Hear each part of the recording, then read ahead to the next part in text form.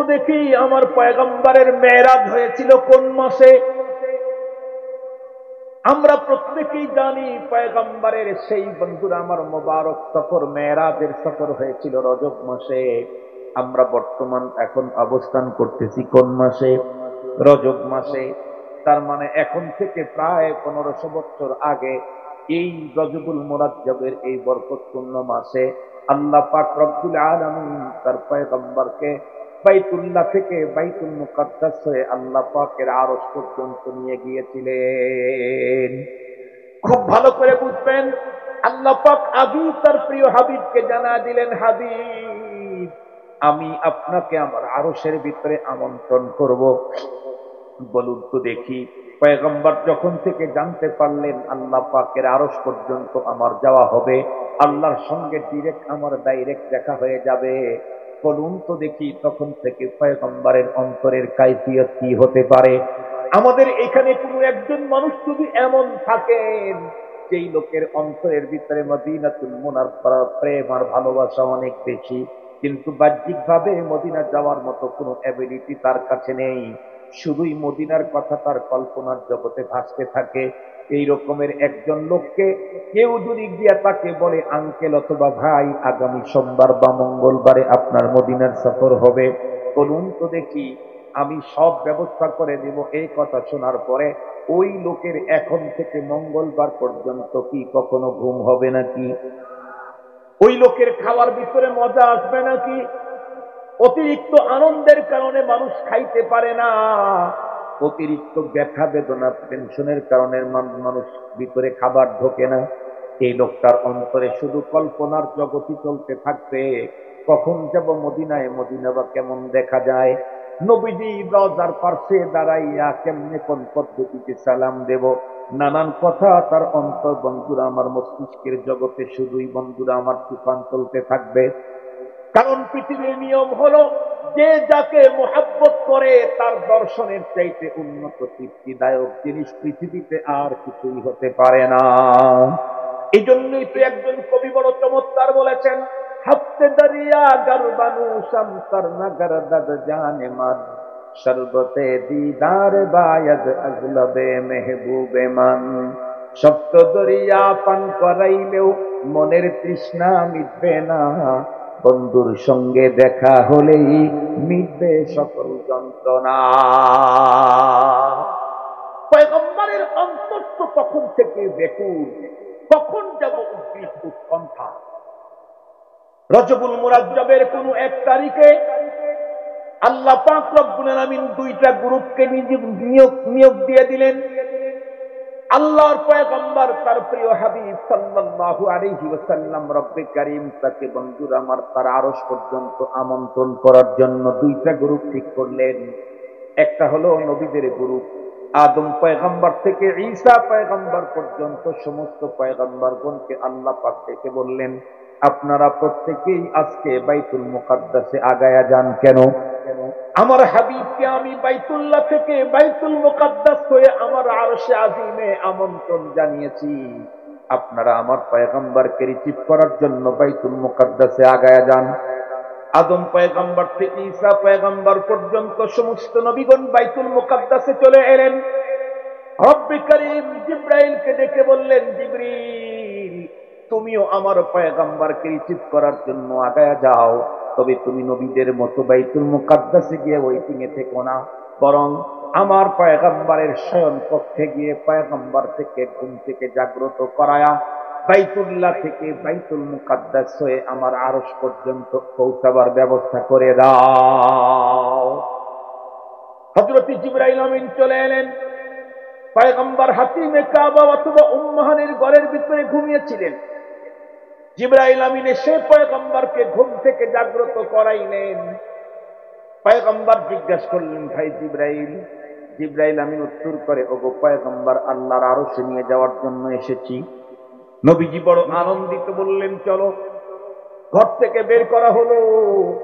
জিবরাইল আমিন পয়গম্বরকে বহন করার জন্য একটা বাহন দাঁড় করায় দিলেন।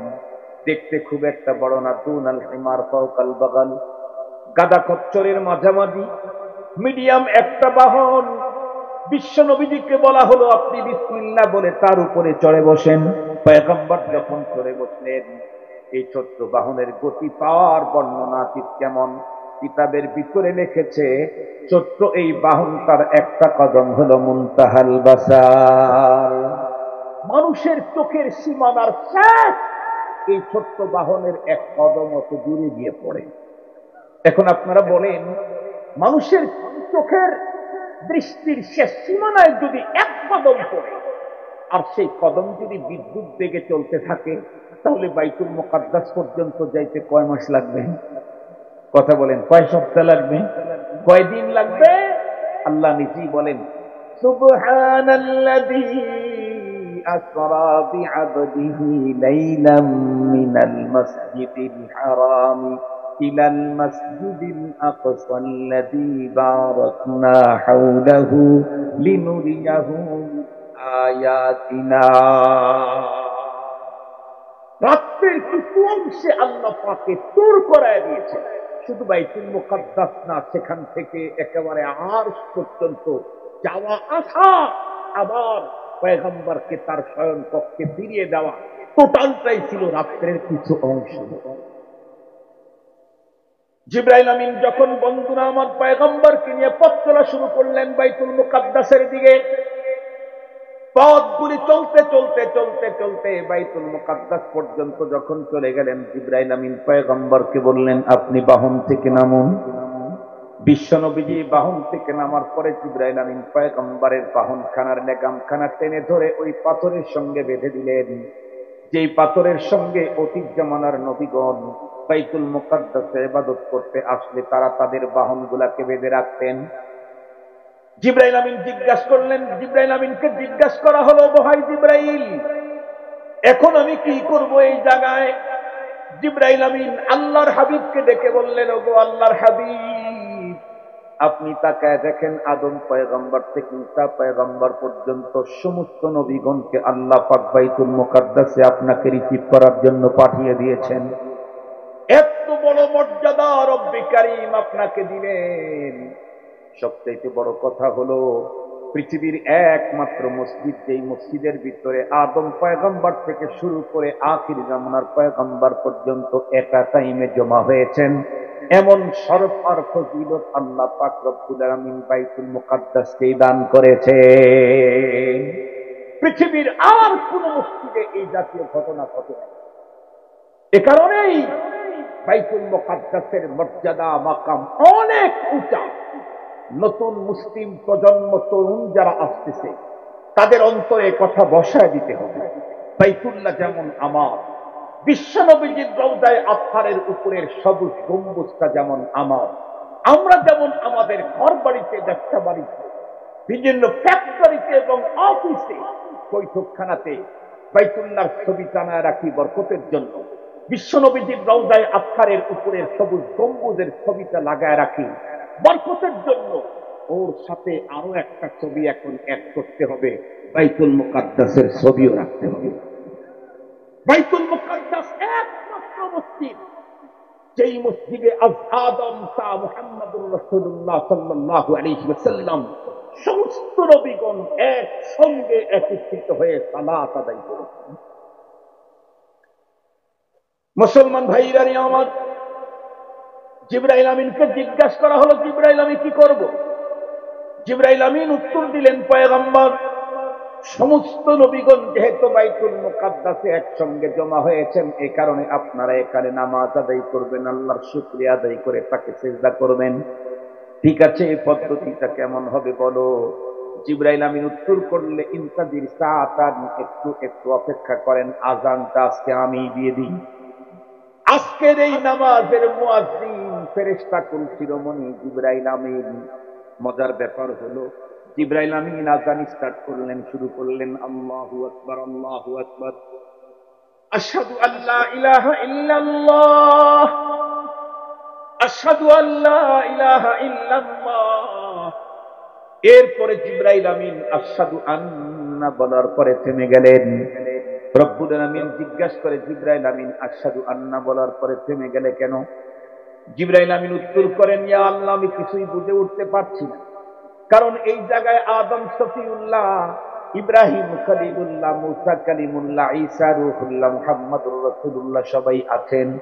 আমি আন্না বলার পরে কোনটা বলবো? আদম সফিউল্লাহ বলবো, নাকি ইব্রাহিম খলিলুল্লাহ বলবো, নাকি মুসা কালিমুল্লাহ বলবো, নাকি ঈসা রূহুল্লাহ বলবো, নাকি মুহাম্মাদুর রাসূলুল্লাহ বলবো? আমি তো বুঝতে পারতেছি না।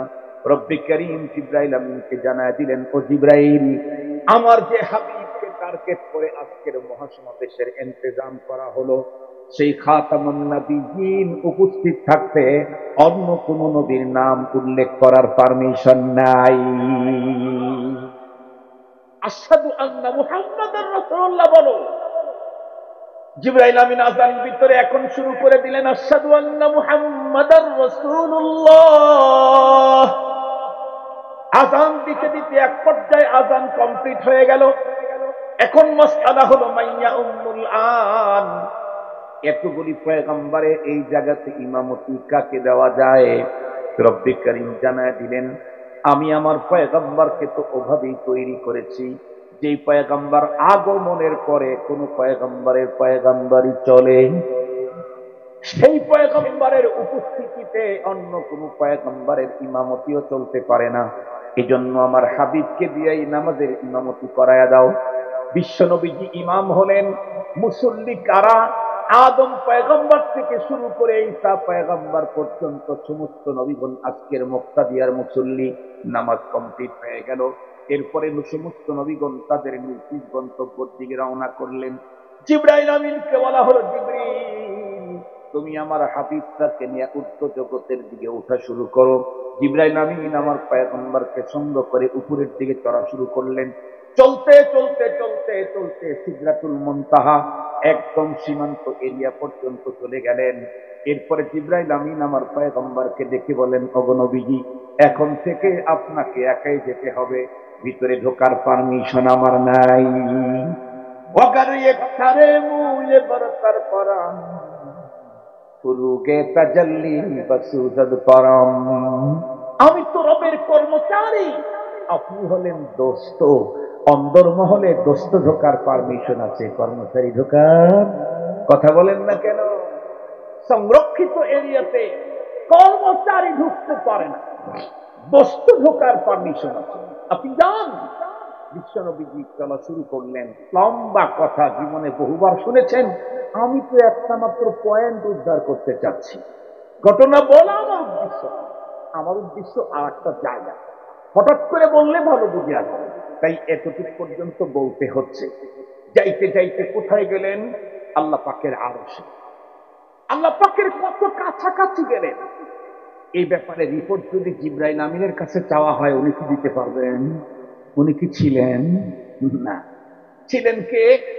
আল্লাহ আর হাবিবুল্লাহ। সুবহানাল্লাহ বলবেন না? যে রব তার হাবিবকে ডেকে নিয়েছেন তার আরশে।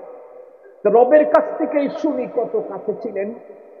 আল্লাহর কোরআনে আল্লাহ নিজেই বলেন, ফাদানা ফাতাদাল্লা ফাকানা কাবা কাউসাইনি আও আদনা ফাআউহা ইলা আবদিহি মা আওহা।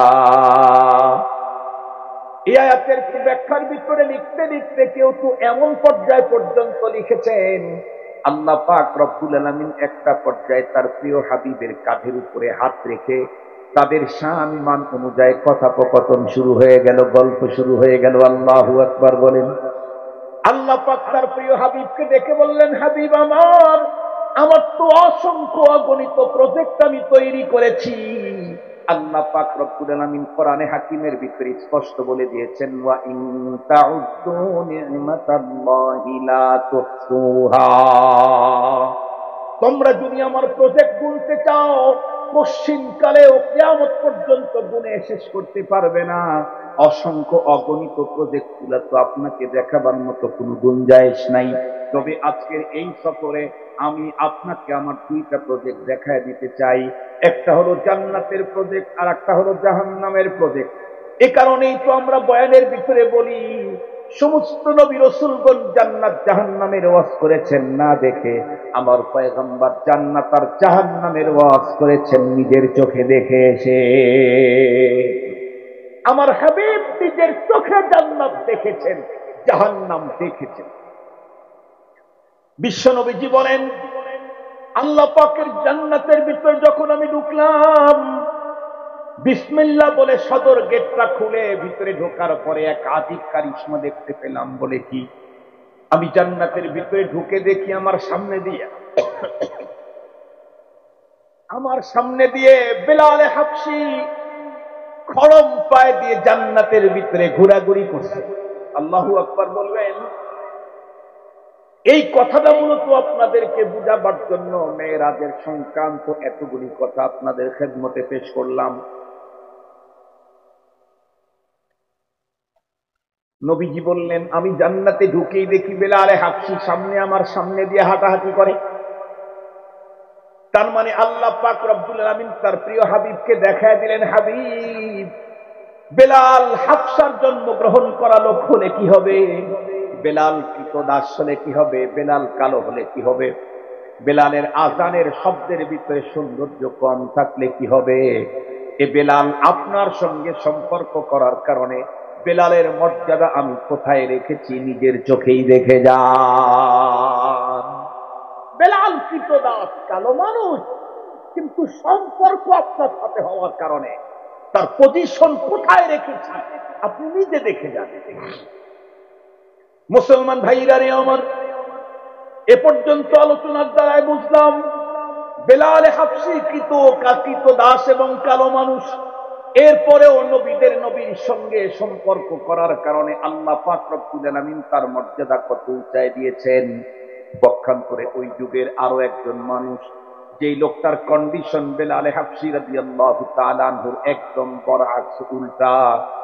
হযরত বেলাল হাবশী ছিলেন একদম কালো, কিন্তু এখন যেই লোকের নাম বলবো সেই লোকটা এতটাই উন্নত সুন্দর ছিল যেই কারণে লোকটার নামই রাখা হয়েছে হলো আবু লাহাব। আমাদের দেশের ভিতরে কোনো মানুষের চেহারা যদিও অস্বাভাবিক সুন্দর হয়, আমাদের দেশের যুবকেরা একজন আর একজনকে দেখে বলে, দেখ দেখ দেখ চেহারা না আগুন। ঠিক বললাম না? ঠিক বললাম? অস্বাভাবিক সুন্দর হলে আমরা কি বলি? চেহারা না আগুন। আবু লাহাবের চেহারা এতটাই সুন্দর, যেই কারণে আবু লাহাবকে আগুন নাম রাখে নাই, লাহাব রাখে নাই, আবু লাহাব রেখেছে আগুনের বাবা। এতটাই সুন্দর চমৎকার চেহারা। আবু লাহাবের জন্ম কোথায়? পৃথিবীর সবচেয়ে শ্রেষ্ঠতম জায়গায়, যেই শহরের বন্ধুরা আমার ভিতরে খানায়ে কাবা, যেই শহরের ভিতরে মাকামে ইব্রাহিম, যেই জমিনের ভিতরে মাতাব, যেই জমিনের ভিতরে হাতিমে কাবা, যেই জমিনের ভিতরে সাফা মারওয়া, যেই জমিনের ভিতরে মিনা মুজদালিফা, যেই জমিনের ভিতরে আরাফা, যেই জমিনের ভিতরে জাবালে নূর, যেই জমিনের ভিতরে জাবালুর রহমা, এই জাতীয় জমিনের ভিতরে জন্মগ্রহণ করলো আবু লাহাব। আবু লাহাবের বংশের দিকটা যদি আমরা লক্ষ্য করি তাহলে দুনিয়া সেরা। এত উন্নত বংশ পৃথিবীর ভিতরে আর কারো নাই। আমার বিশ্বনবী স্পষ্ট সহিহ হাদিসের ভিতরে পয়গম্বর বর্ণনা করেন, আল্লাহ পাক তামাম দুনিয়ার ভিতরে আল্লাহ পাক ইন্তেখাব করেছেন, চয়েস করেছেন বুলদে ইসমাইলকে, সেখান থেকে আল্লাহ পাক কিনানাকে, সেখান থেকে আল্লাহ পাক কুরাইশকে, সেখান থেকে আল্লাহ পাক রব্বুল আলামিন চয়েস করেছেন হাশেমকে, সেখান থেকে মুত্তালিবকে, সেখান থেকে আমাকে। আরো সহজে বুঝবার জন্য বলি, আমরা আমাদের পয়গম্বরের পারিবারিক অবস্থানটা বর্ণনা করার জন্য যত গুণাবলীর কথা বলি সবগুলি আবু লাহাবের জন্য প্রযোজ্য। আমরা আমাদের পয়গম্বরকে ইসমাইলি বলি, আবু লাহাব ইসমাইলি। আমরা আমাদের পয়গম্বরকে হাশেমি বলি, আবু লাহাব হাশেমি। আমরা আমাদের পয়গম্বরকে কুরাইশি বলি, আবু লাহাব কুরাইশি। আমরা আমাদের পয়গম্বরকে মুত্তালিবি বলি, আবু লাহাব মুত্তালিবি। গভীরভাবে লক্ষ্য করলে বোঝা যায় আমার পয়গম্বর মুত্তালিবি বিল ওয়াসিতা, হযরত আব্দুল্লাহর মাধ্যমে আমার পয়গম্বর মুত্তালিবি। কিন্তু আবু লাহাব মুত্তালিবি বিলা ওয়াসিতা, কারণ আবু লাহাবের বাবাই তো আব্দুল মুত্তালিব। এত উন্নত বংশ, পৃথিবীর সবচেয়ে সেরা জায়গায় জন্ম হলো আবু লাহাবের। চেহারা তো এতটাই সুন্দর যার কারণে তাকে আগুনের বাবা বলা হতো। এরপরে বলুন তো দেখি, এই লোকটা শুধুমাত্র কেবলমাত্র সম্পর্কের কারণে তার অবস্থা কত বড় ভয়ঙ্কর। আল্লাহ পাক নিজেই আবু লাহাবের ব্যাপারে কিয়ামত পর্যন্ত মানুষের জন্য ঘোষণা দিয়ে দিলেন, তাব্বাত ইয়াদা আবি লাহাবি ওয়া তাব। আবু লাহাবের ব্যাপারে রব্বে কারিমের চূড়ান্ত সিদ্ধান্ত পৃথিবীর মানুষকে জানায়া দিলেন। আল্লাহ বলেন আবু লাহাব ধ্বংস। এই ধ্বংস তাব্বুন শব্দ আল্লাহ পাক এক আয়াতের ভিতরে একবার ব্যবহার করেন নাই। আয়াতের শুরুতেও তাব, আবার শেষেও তাব। তাব্বাত ইয়াদা আবি লাহাবি ওয়া তাব।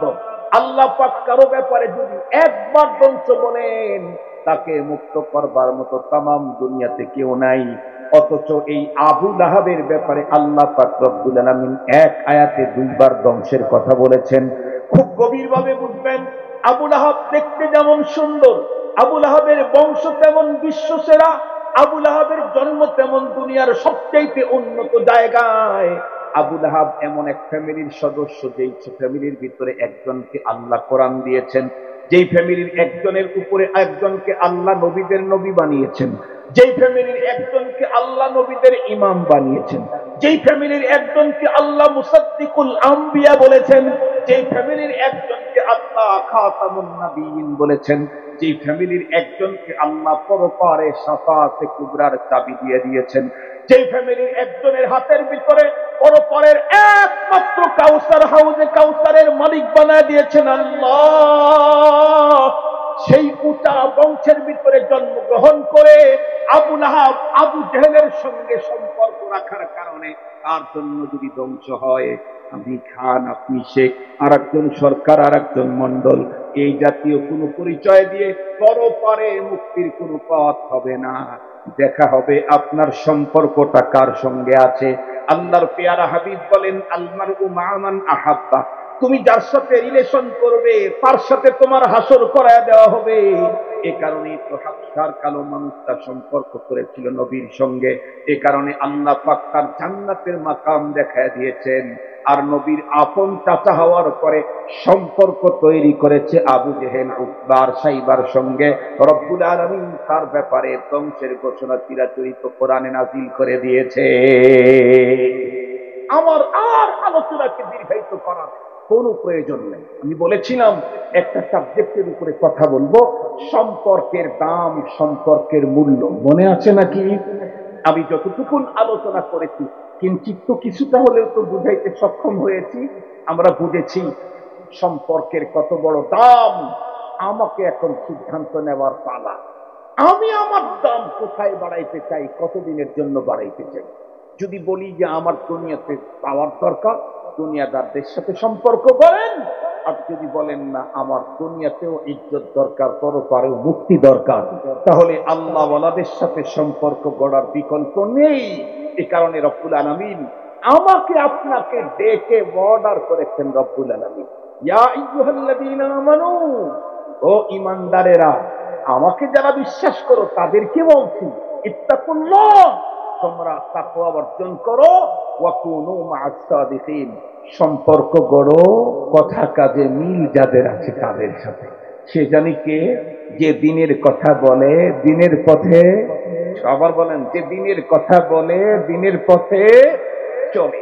বলুন তো দেখি, সহিহ তরিকায় দিনের কথা বলার যোগ্যতা তো এ দুনিয়াতে উলামায়ে কেরাম। যে দিন জানে না আবার কি দিনের কথা বলবে? ও তো 6 নাম্বার কইতেই 13 নাম্বার বানায় বানায় কথা বলেন না কেন? 6 নাম্বার বলতেই 13 নাম্বার বানাবে। দিনের কথা বলে, দিনের উপরে চলে। আজকের পৃথিবীতে নাম্বার 1 উলামায়ে কেরাম। এটা আমার ঘোষণা না, আল্লাহ বলেন, ইন্নামা ইয়াখশাল্লাহা মিন ইবাদিহিল উলামা। আমার বান্দা তো বহু দুনিয়া ভরা, কিন্তু আমাকে যথাযথ ভয় করে শুধুই উলামায়ে কেরাম। এটা আমি বলছি, মোল্লার বক্তব্য না, আল্লাহর বক্তব্য? আল্লাহর বক্তব্য। আসুন আমরা আহলুল্লাহ হযরত উলামায়ে কেরামের সাথে সুসম্পর্ক গড়ি, নিজের জীবনটাকে ধন্য করি। রাজি আছি ইনশাআল্লাহ? আমরা সব সময় দোয়া করব, আল্লাহ, আমরা শুধু দোয়া করব কেন, আল্লাহর রাসূল দোয়া করছেন এই কথা।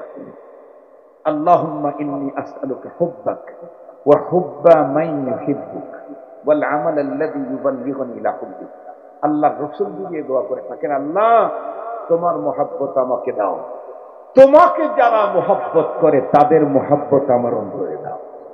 আল্লাহ আল্লাহর রাসূল আল্লাহকে যারা মহব্বত করে তাদের মহব্বতের জন্য আল্লাহর কাছে দোয়া করছেন, আর আপনি 3 চিল্লা দিয়েই হুজুর একটু বড় হয়ে গেলেন। আপনার আর মহব্বত লাগবে না হুজুর, আপনাকেই হুজুররা মহব্বত করবে, আপনার ইমাম বানাবে। 3টা আয়াতের তর্জমা কইতে বললে কিয়ামত 3টা কায়েম হয়ে যাবে। কথা বলেন না কেন?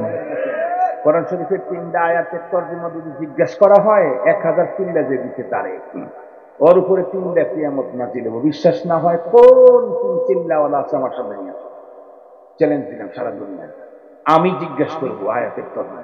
ও যেটা বলতে চাবো সেটা না, ওই কিছুক্ষণ আগে যেটা দেখাইছে ওইটা দিয়ে আমার পরে দেখাবো, আমি জিজ্ঞাসা করবো এটা তর্জমা বলি।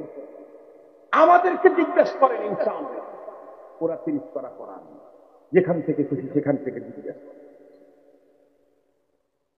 তাহলে আসলে প্রকৃত দিন কে বুঝে? ওলামায়ে কেরাম। কথা বলেন না কেন? কে বুঝে?